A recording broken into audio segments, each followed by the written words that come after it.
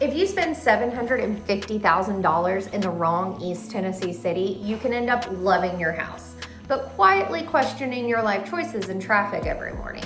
Same budget, 3 cities, completely different daily lives. And this is where buyers get tripped up. The house looks amazing online, but no one talks about what your Tuesday afternoon actually feels like. So let's break down what really changes when you choose Maryville, Knoxville, or Sevierville. Hi, I'm Courtney, your East Tennessee homegirl. I help buyers every week figure out where they should live, not just what they should buy. Because at $750,000, you are not buying a starter home. You are buying a lifestyle. And lifestyle is where things get very different between these 3. Let's start with Maryville, my hometown. At $750,000 in Maryville, you're typically getting around 3,000 to 4,000 square feet.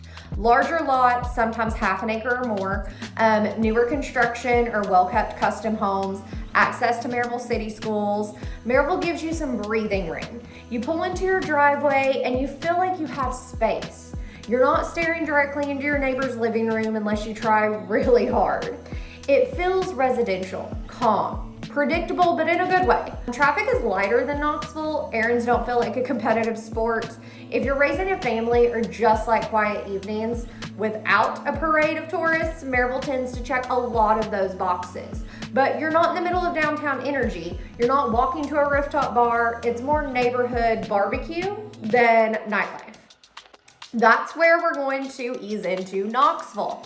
At $750,000 in Knoxville, especially West Knoxville, you're paying for convenience. You might get slightly less yard than Maryville, maybe a bit less privacy, but what you gain is access. Restaurants, shopping, University of Tennessee, medical centers, business hubs. You're closer to everything. Your home might sit on a smaller lot, but your drive to dinner is shorter. It's a trade-off, kind of.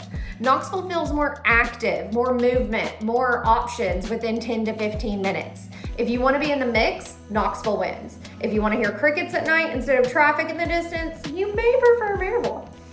Now we're going to shift focus to Sevierville. Now, Sevierville is where things really shift.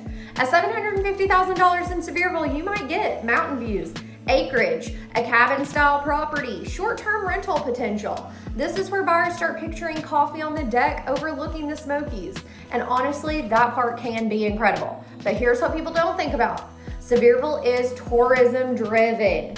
Traffic changes seasonally. Certain areas feel peaceful, others feel like vacation central in peak months. So you could have amazing views and investment upside, but your daily experience depends heavily on location. If you want lifestyle plus potential rental income, Sevierville can be powerful. If you want consistency and a traditional neighborhood feel, you just have to choose very carefully here. Here's the truth. The house specs might look similar on paper. 3 or 4 bedrooms, updated kitchen, nice finishes. But your daily rhythm changes completely. Maryville gives you space and stability. Knoxville gives you convenience and energy.